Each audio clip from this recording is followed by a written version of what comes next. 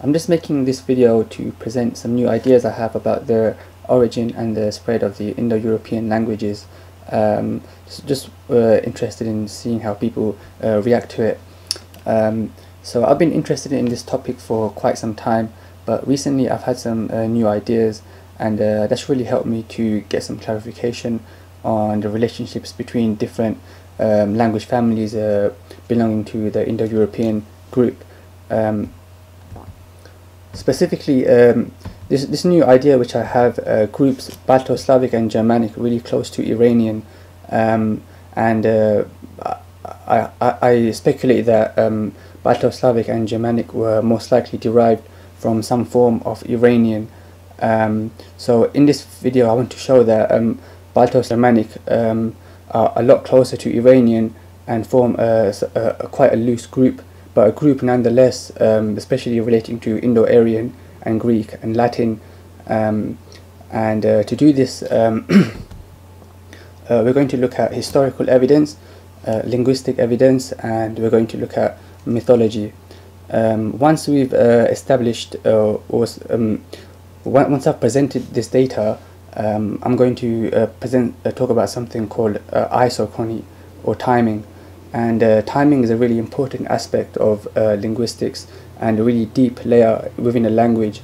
And Indo-European linguists normally neglect this aspect, but I'm going to show how it really supports our argument and why it shouldn't be neglected in the future.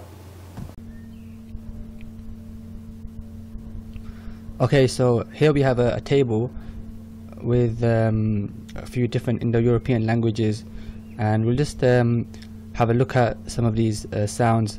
This is a phonetics table, and it's just got a few basic sounds in these different languages, and we'll show that Vedic Sanskrit is, we're going to show that Avestan is a little bit closer to Gothic and some of these Balto-Slavic languages here compared to Sanskrit. So it's going to show a little grouping with Iranian languages, which is represented by Avestan, and Balto-Slavic and Germanic. So in this first line, this first table, we can see that this H here represents an aspirate. So this is a voiced aspirate, and this is only here in Sanskrit and Greek, and well, yeah, just Sanskrit and Greek. So all the others are don't have the aspiration.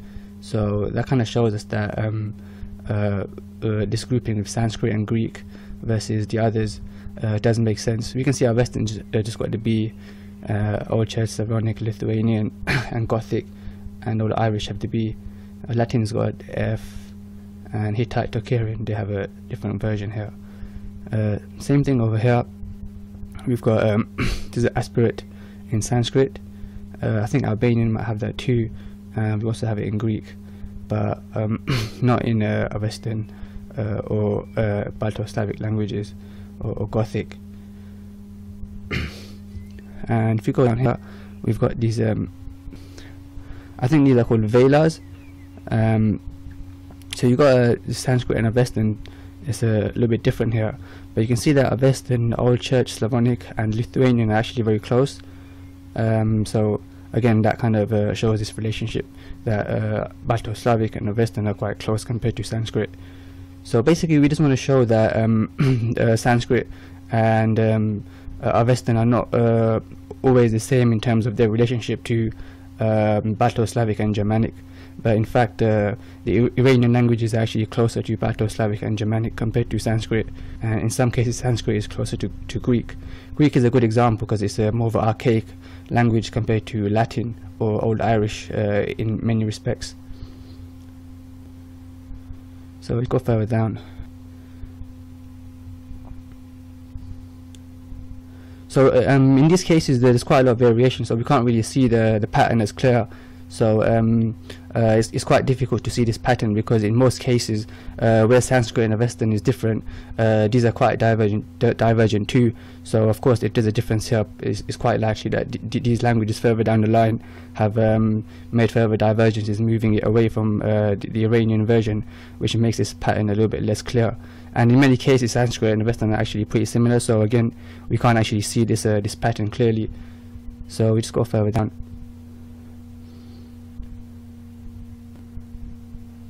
Here we can see a clear difference between Sanskrit and Western, and this is actually Old Persian here. So this is interesting because Old Persian is actually quite similar to Lithuanian and Gothic. It's really similar to Gothic here. And similar here as well, we got the Old Persian and Gothic, and Lithuanian is actually quite similar.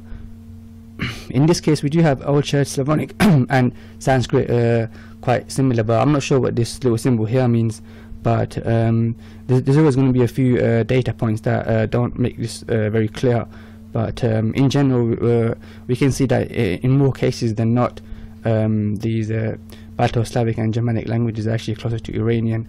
Also this table doesn't really have Old Persian, it's mostly just got a Western, and I would expect that if there was more data here for Old Persian, it would make this it would actually make this table a lot clearer.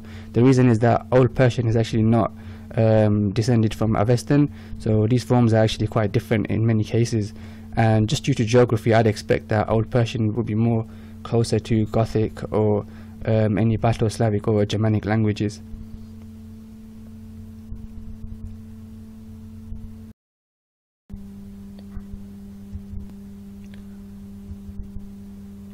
So here we have a table with a list of words from Latin, English and Persian.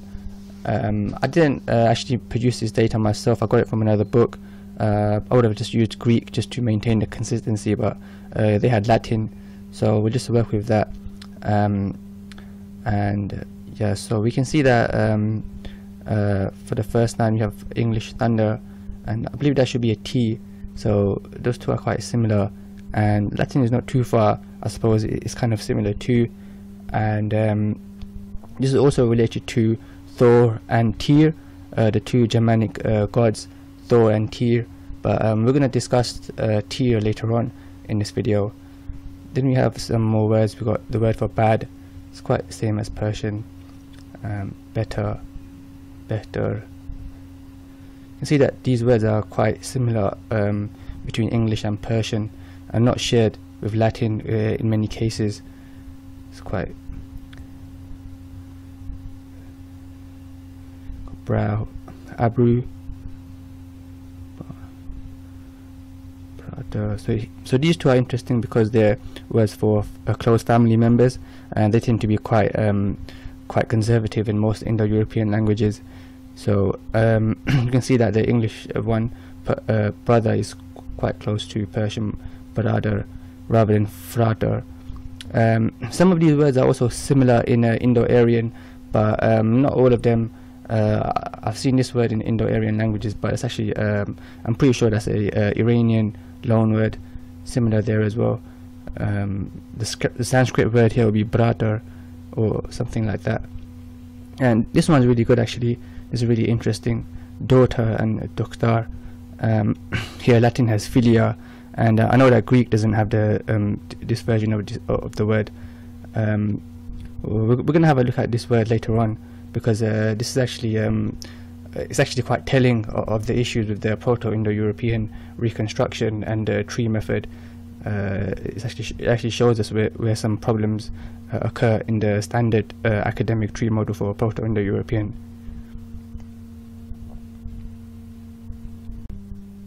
So I just wanted to talk about the word for daughter and show why it's got a few problems, or why it shows us a few issues with this type of Proto-Indo-European tree model. So basically the word for daughter only exists in that form as a doktar in Iranian and forms of daughter in Balto-Slavic and Germanic.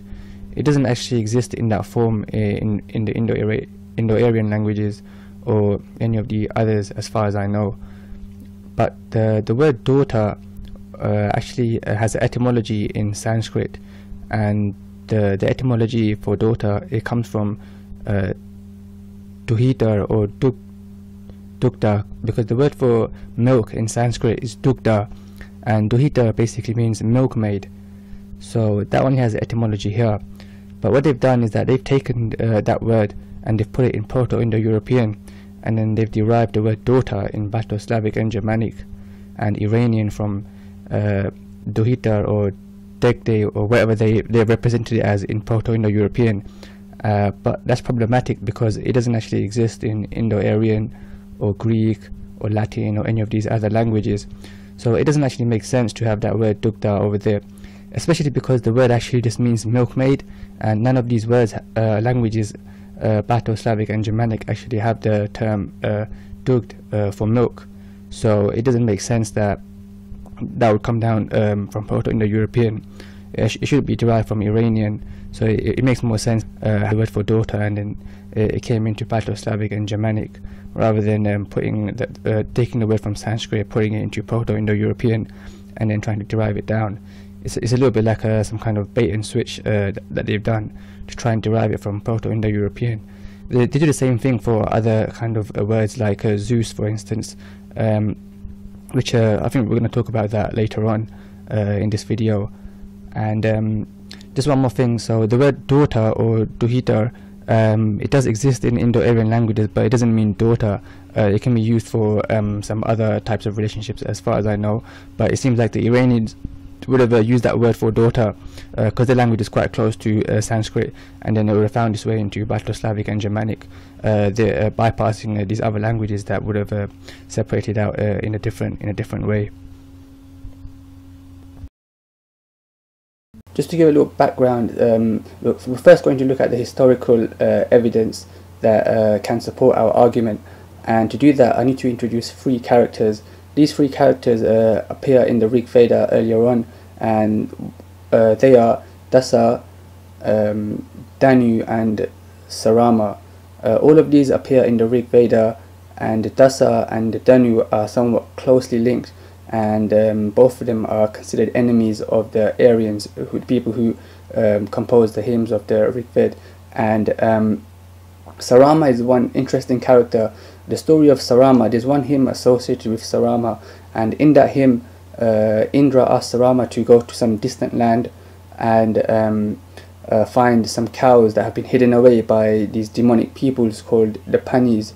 So Sarama does this mission, and she goes there and she meets these Panis and says, Indra demands the cows from you. But in later Hinduism or in later Vedic literature, we're told that when Sarama was asked to go on this mission, she said to Indra, I can go and do this for you, but you need to look after my children and give them milk. So this is probably an allusion to an early tribe who left the Aryan homeland, and but half of them stayed behind, or some of them stayed behind, but the Saramas, the ones who left and the ones who stayed behind, were actually on good terms with the Aryans of the Vedic homeland, or the composers of the Rig Veda, as opposed to the Dasa and the Danu, who are quite demonized in the Vedic literature. So these names also appear in the Avesta. So Zoroaster gives us 5 tribes that live close by to him. One of them is Arya, which he himself is a part of. Another one is Tura, but Tura is associated or referred to also as Turanam, Danunam. So Tura and Dana are kind of one tribe, or the term Danu is associated with Tura, so Danu appears there. And we also have the Daha, which is cognate to Dasa, and we got the Sairima, which is cognate with Sarama. So Tura, Danus and the Dahas and the Saramas in the Avesta and the Vedic literature. So I think that these Dahas and the Saramas are actually the people of the Yamna horizon, or they're very closely linked to the Yamna the Yamna horizon, the steppe peoples. And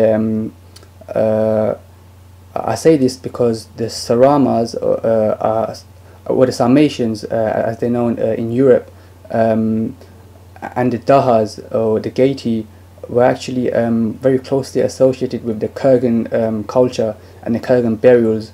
So the Kurgan culture from Yamna starts, whenever about 3000 BC or something, but it goes down to almost the historic period, and those people are always referred to as some form of Daha or Sarmatians. More like they're mostly referred to historically as the Dahas, the Sarmatians are probably an earlier name in that region. But interestingly, there's a myth of these Amazon female warriors that the Greeks tell us about, and this is associated with the Sarmatians. Now, interestingly, in the Pontic-Caspian steppe, in some of the early Kurgans, we do have female burials, and these are continuous up into the late Kurgan culture in the same region. And later on, we see these females buried in Kurgans with dressed as male warriors. And these people who were practicing this type of culture, they actually were historically Sarmatians. So it makes sense that this goes all the way back to the early Kurgan culture, and it's just a continuous thing rather than the early Kurgan culture being Indo-Iranian and the Dahas and the Sarmatians appearing later on. I would say that they were always the Daha and the Sarmatian peoples, because there's a continuity there with the Kurgan culture, and it's always associated with the Dahas and the Sarmatians. So these groups, the Daha and the Sarmatians, they appear all the time around the steppe and even moving into Europe. From the Daha we have cognates Dahe, and from Dahe we get Dagay, and then we have Geti and Goths and Jutes. These all seem like cognate names, similar names. And from the Sarmatians, the Greek refers to the Sarmatians as Sirmata, and from that Kentamite form could be the Cimmerians. And we also have the Dacians who are in Europe, and they're quite close to the Thracians, and their language is quite similar. And we know that the Dacians and the Dahians are the same because the Greeks tell us that the term Dacian meant slave, or the name was related to the word for slave, which is the same way that some Persians called the Daha, and that refers to the early Vedic conflict between the Dasa and the Arya. So these are the same people, the Dacians and the Dahians, and this shows that these tribes can move into Europe and take different names, and their language can change. Now, the Dacian language and the Thracian language are considered somewhat similar. They're actually quite close to Iranian. There's only a few names that have been attested, but a lot of those have good Iranian etymologies. And in addition, we have the Cimmerians, and a lot of their kings had Iranian names. So it does look like these are the same Dahian Sarmatian tribes that moved into Europe and became Dacians or Dacian Thracians and Cimmerians. And probably also the Germanic Cimbri is quite closely associated with the Cimmerians. I can't go into all of these relationships in detail here, because I don't really have enough time to go into that, but these are some strong relationships in the names between these different tribes. So it shows that these tribes can go from the steppe, being Iranian tribes, to moving out of the steppe, splitting up into small groups, and then their language would diverge really fast, and their names would diverge quite quickly away from their earlier names and their earlier languages. Now, regarding the testimony of the people in the past, we have a couple of interesting quotes that adds support to our hypothesis. The first one is from the Younger Edda, and in it states that Svechjod the Great, or the Cold, is the ancient Sarmatia and Scythia Magna, and formed the great part of present European Russia. In the mythological sagas, it is called Godheim, that is, the home of Odin and the other gods. So in the Younger Edda, it tells us that the home of the gods was actually Scythia Sarmatia. We also have Herodotus, who tells us that, and this is a really interesting one, he says, "Now the Persian nation is made up of many tribes. The Persian tribes are the following: the Panthealians, the Derusians, and the Germanians." So he tells us that actually the Germanians is a name for a Persian tribe. I think he means Scythian or Iranian. It doesn't make sense to use the term Persian in that context, but he probably means Iranian. And also we have Pliny, who tells us that the name of the Scythians is everywhere changed to that of Sarmatai and the Germans. So what seems to have happened is that the Scythians consisted of the actual Scythians, you know, the Dahai, Dagati or Masagati, and but they were just known as Scythians. But they also had the Sarmatians, so you have Sarmatians and the proper Scythians, the Daha Scythians, but they were all called Scythians, but Sarmatians had a separate identity, so they called the Sarmatians separately, but the rest they referred to as Germani, and apparently the word Germani in Latin meant genuine, so they were the genuine Scythians, as in the Germani, but the Sarmatians were Sarmatians, but they were both grouped together as Scythians. So here we have a historical attested evidence that the name Germany was actually a name for Scythian tribes, and interestingly, the name Germany isn't actually a name given by the Germans to themselves. The Germans called themselves or called the land Deutschland, but the name Germany was given by the Latins, and the Latins tell us that that name actually refers to Scythians. So of course that does support our argument. So you have the word for God in Germanic languages, which is of course God. This word is only found in an Iranian dialect as Goda, and it seems to be cognate with the main Iranian name for God, which is Kuda. So you have Kuda and becomes Goda, and in Germanic it's God. So that's quite an important word, and it's related to the Iranian word Kuda, or it seems to come from that word. Another word for God, this one in Balto-Slavic, is a bog, and that is derived from the Iranian baga. Now baga also exists in Vedic, but in Vedic it's a specific god, but not a generic term for a god. It's only a generic term for God in Iranian languages, and that term bog would be derived from baga or bog from Iranian. And we also have Tyr. Tyr is one of the earlier Germanic gods, and people associate Tyr with Zeus, and they derive Tyr from Tiras, Proto-Germanic, as a reconstructed form, and they say that it went from Deus to Tiras to Tyr, but that's not a very good etymology, or it's not a good cognate.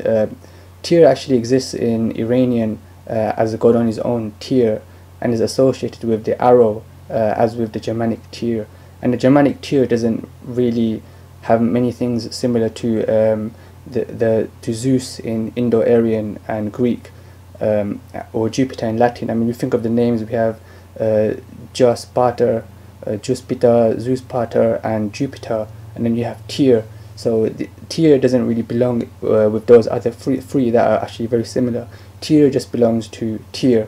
It's similar to Tyr in Iranian. You can't really derive Tyr from Zeus Pater or Zeus Pater. The words are actually quite different, quite far away, and the gods are actually quite different too. So this is just a case where the whole Proto-Indo-European tree doesn't really work out. We also have Manu as the mythical first human being. He exists in Indo-Iranian, in Indic, he exists in Iranian, and he exists in Germanic, but he doesn't exist in Greek, and he doesn't exist in Latin as far as I know. So this again shows the grouping of Balto-Slavic Germanic with Iranian. Another similarity is the word for river, which is Danu. Now, as I mentioned earlier, in the Vedic literature, Danu is demonized, and in Indo-Aryan languages we don't see the word Danu for rivers anywhere. But in Avesta we do have Danu as the word for river, and of course in Eastern Europe we have lots of place names of the form Danu, and also in Celtic we have Danu as in Tuatha the Danann, and also we have Danu as a goddess. But it's interesting that in Indo-Aryan Danu is demonized. In Greek, Danu doesn't exist as a goddess or in Latin, and those terms aren't so prominent, or aren't prominent at all in Greek or Latin. So we have this separation between the northern and the southern. Another good one is the Arthurian legend. Now, similarities between Iranian Nat sagas and the Arthurian legends have been found quite some time ago, and the way they explain this is by saying that there were a group of Sarmatian soldiers who the Romans employed in England and posted them in England, and apparently the Arthurian legend is derived from these Sarmatians who were stationed in England. That's how they explain the similarities between some of the Nart saga, some of the Iranian literatures, and the Arthurian legend. But I find that to be a bit more problematic, because it doesn't really make sense, because the Arthurian legend is very much an English part of the English tradition, and just a few soldiers from another land, it's not likely that they're going to create something so central to the identity of the Anglo-Saxon nation. We also have the similarity between the story of Rapunzel and another story, the story of Rudabe in the Shahnama, and also we've got the Lay of Hildebrand and Rustam and Sohrab as being quite similar. All of these things that are mentioned regarding the mythology, these are similarities between Iranian and Germanic, and also Balto-Slavic to some extent, but I haven't looked into that as much, that are not shared by Greek or Indo-Aryan in the same way, and it groups the Iranian and Germanic and Balto-Slavic together, or supports this grouping. Interestingly, the god Zeus is quite a major deity in Indo-Aryan and Greek and Latin, but doesn't actually appear in Germanic or Balto-Slavic or Iranian. This is because word Deva as the gods of the Indo-Aryans, they were demonized by Zoroaster when he's created Zoroastrianism, and one aspect of his religion was that these gods were evil gods, and one of the books, or the major books of Zoroastrianism, is called the Vendidad, which is actually the V-Devodata, and that means the law against the Devas. So one aspect of his religion was to demonize the Devas, and they were really against the worship of the Devas, and this explains why we don't see the word Deva as a god in Balto-Slavic and Germanic, because those people were still part of the Iranosphere when Zoroastrianism, post-Zoroastrianism, and that's why that would explain why the Deva doesn't appear as the name of a god in Balto-Slavic or Germanic. The word Deva does have a memory in Lithuanian, but it kind of disappears or is hidden away.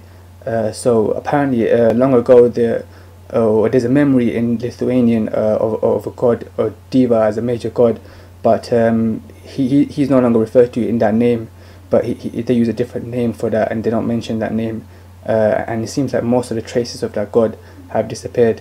So it makes sense that as that god was demonized, they had to sort of change the name to not have that association with the Deva worship, and this shows that these were quite a part of the Iranosphere, and were affected by the innovations of Zoroaster, because the Zoroaster couldn't have affected them if they were in Europe at that time. It's just too far away, and they're not connected. So just to summarize the information we have from mythology that supports our argument that Iranian and Balto-Slavic Germanic form a tight group. We have the names of gods, Kuda and Bog. These are generic names for God, and I don't think these are things that you would borrow from another group. These are quite deep layers in your mythology, and they're only shared between Balto-Slavic, Germanic and Iranian, and they're not shared by Indo-Aryans or Greek, or certainly not in the same way.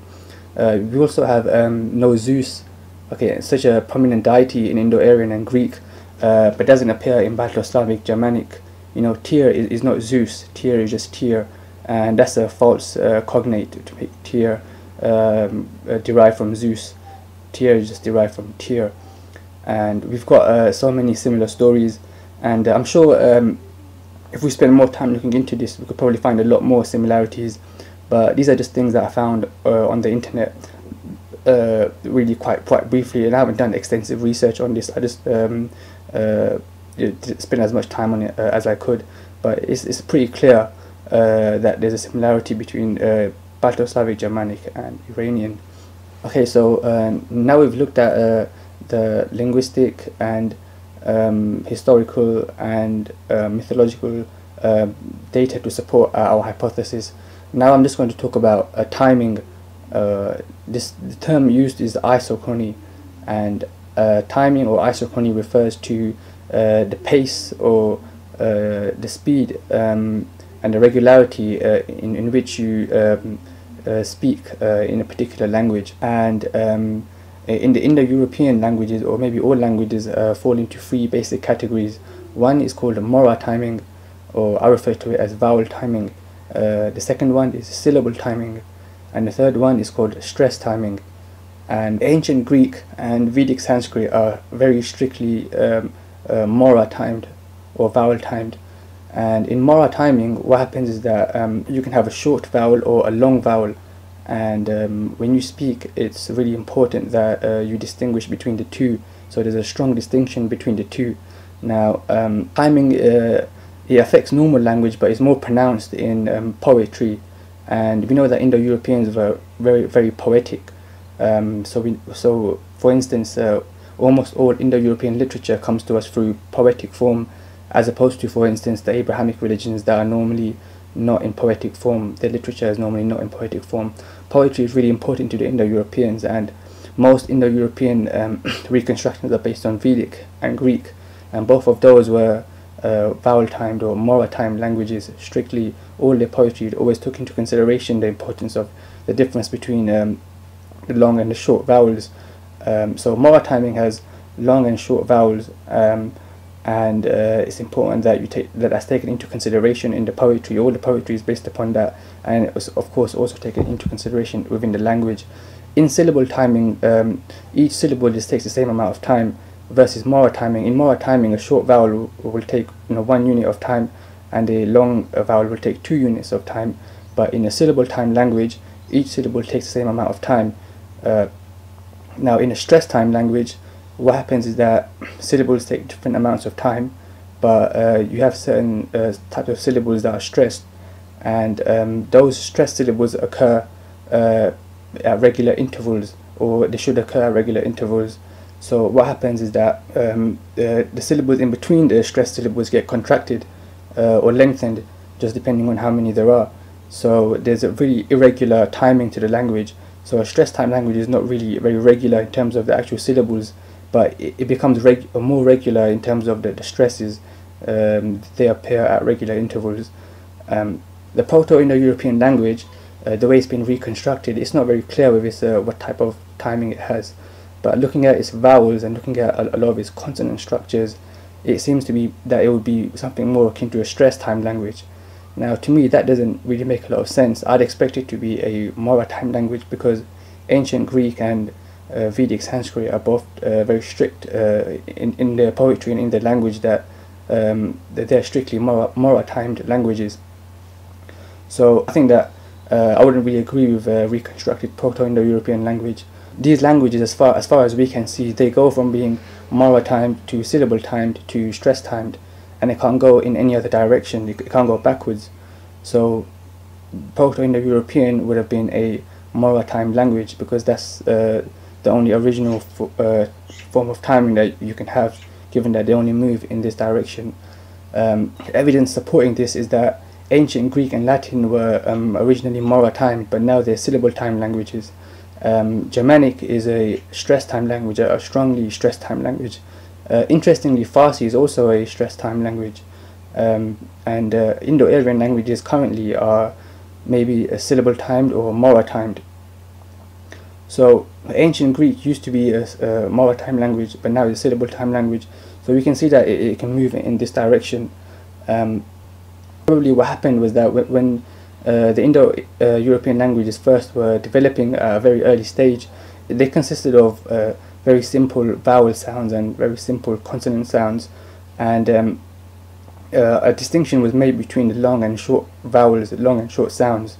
But as these consonants and as the phonology became more complicated, it introduced stress into the language. And later on, as some people lost this distinction between the long and the short vowels, as people didn't take it as seriously, and they sort of started shrinking their long vowels, and the distinction wasn't maintained. So what would happen was that stress would start to take over, and the timing started to become more dependent on stress. Now, in terms of poetry, English poetry, it was always stress-based, but ancient Greek and Vedic Sanskrit and Latin were always mora-timed, so they would always take the time into consideration. The mora-timed poetry, that those meters will be called quantitative meters, and the English ones, they'll be considered accent-based meters. And you can't really make poetry as well in accent-based languages as you can in quantitative-based language, because their structure is not as uniform as the quantitative-based languages. So that's probably the reason why English poetry now is not as alive and is not as interesting, because the language doesn't really lend itself well to poetry and to art, because the rhythm isn't consistent enough. So this is probably why we have more kind of blank verse or formless poetry that's gone away from the original meters. So this tells us that Proto-Indo-European language should have been a mora-timed language.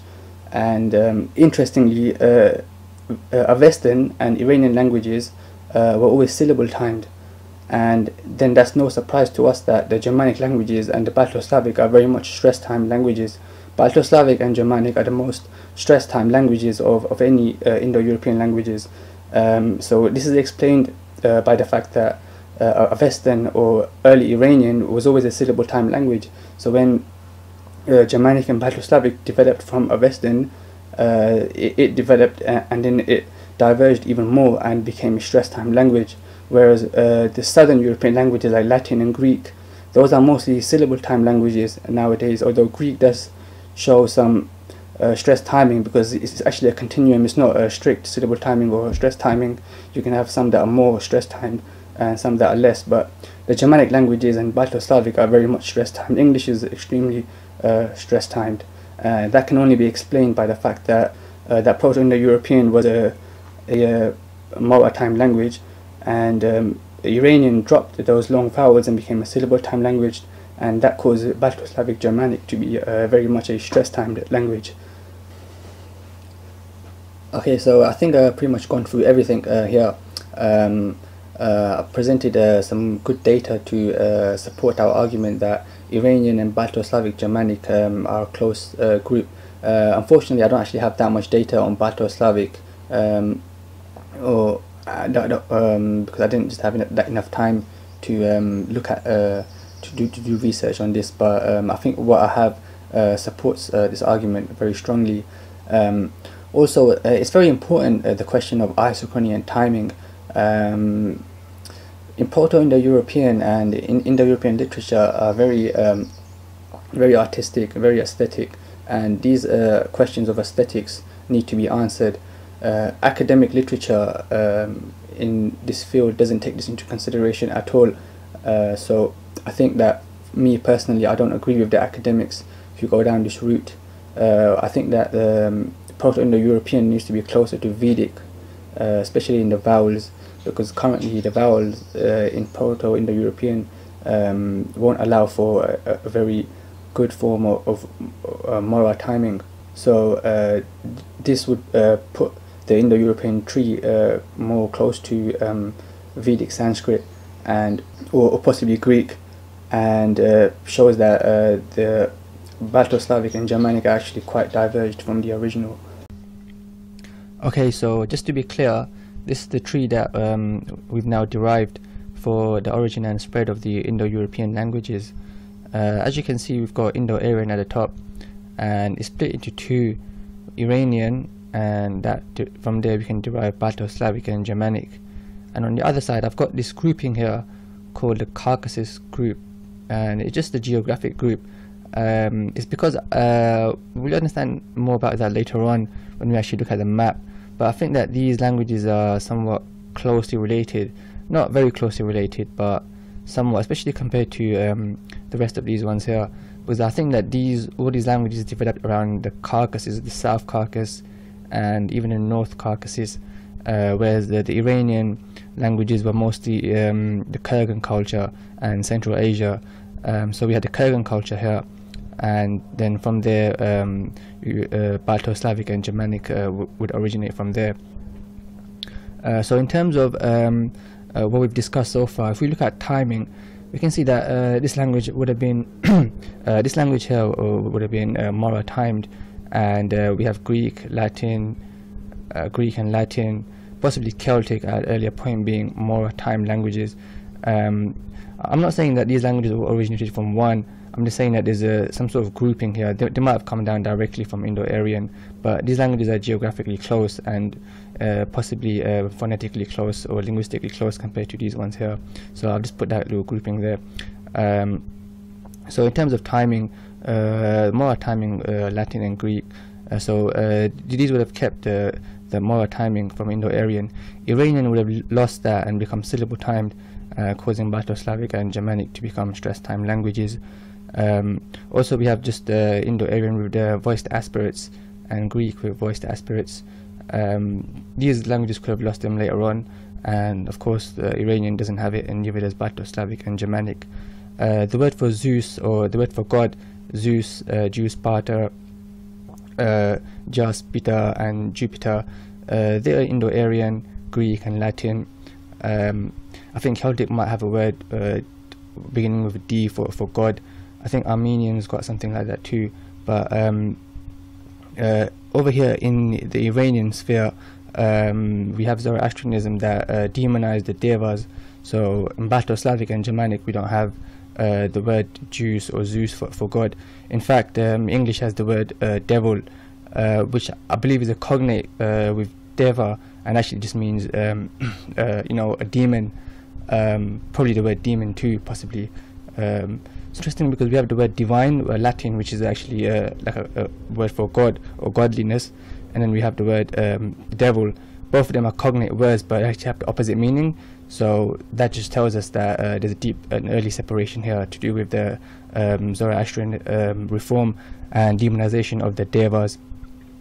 Similarly, with the word for daughter, we can see that that word would have been developed here in Iranian and then carried forward into Balto-Slavic and Germanic, and then doesn't appear in any of these languages over here, or Indo-Aryan with that exact semantics.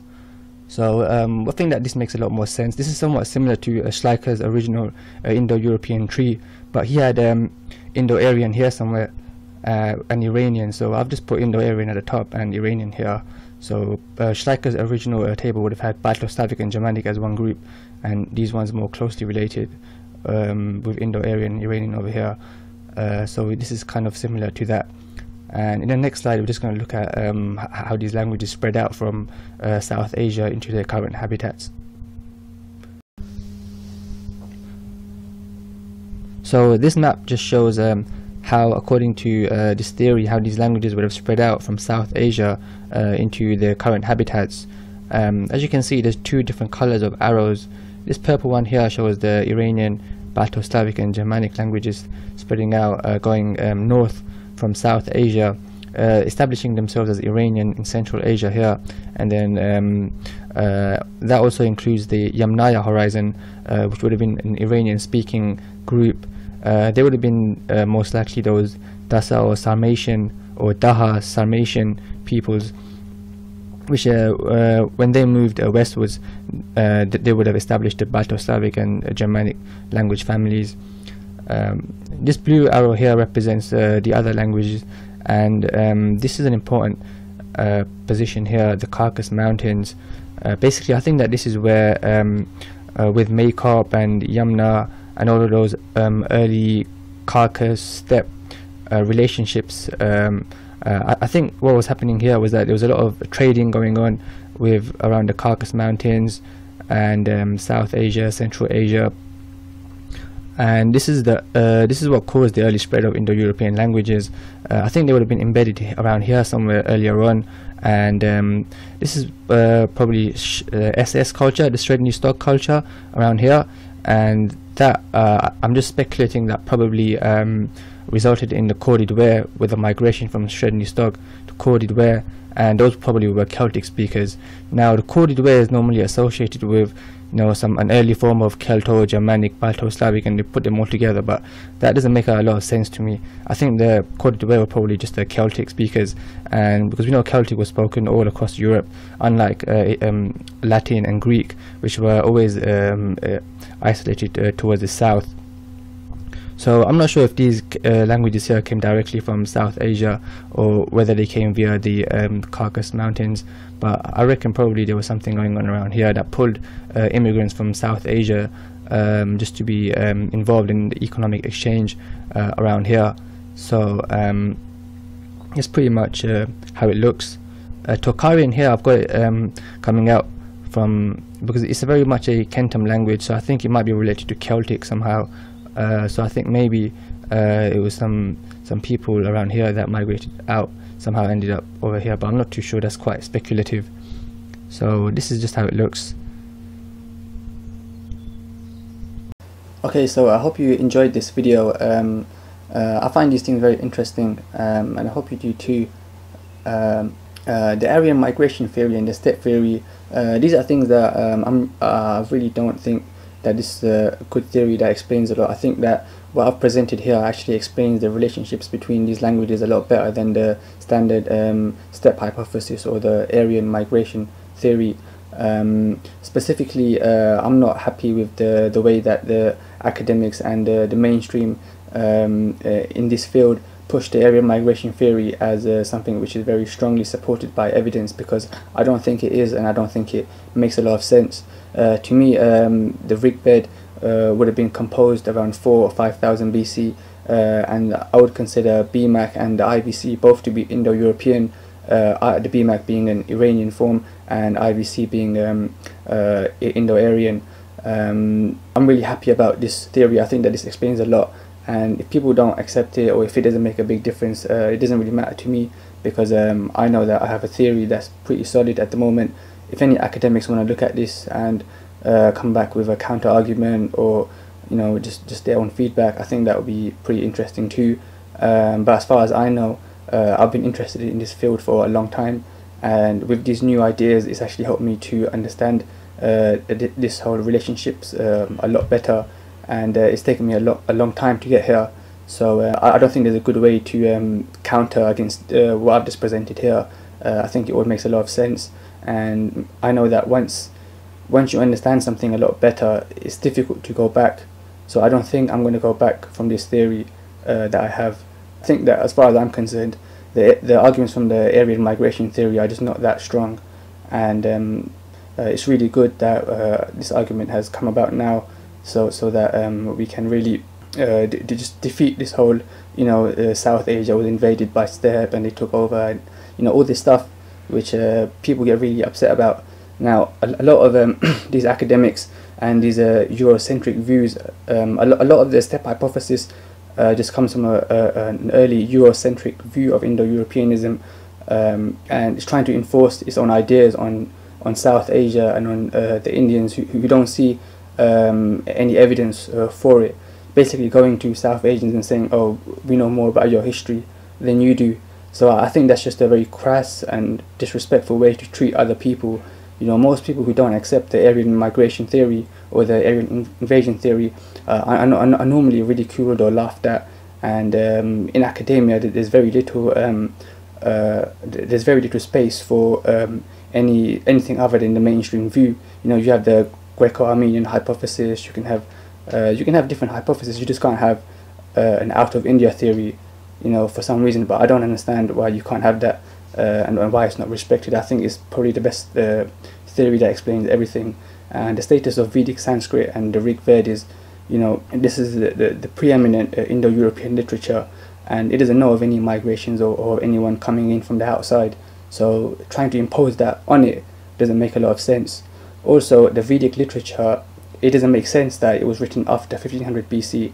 It has to be prior to 1500 BC by quite some time. Putting it post 1500 is just squeezing everything in a bit too tightly. So I think that the dating of the Rig Ved to about 4500 BC, I think that's about right, and to me that makes a lot of sense. So I hope you found this video interesting, and if you want to donate, because this video I think is quite an effective video, and this argument is quite a good argument. If you want to donate, I've got a link at the bottom, and I hope this makes a difference, and I hope it provides some insight into the whole Indo-European question.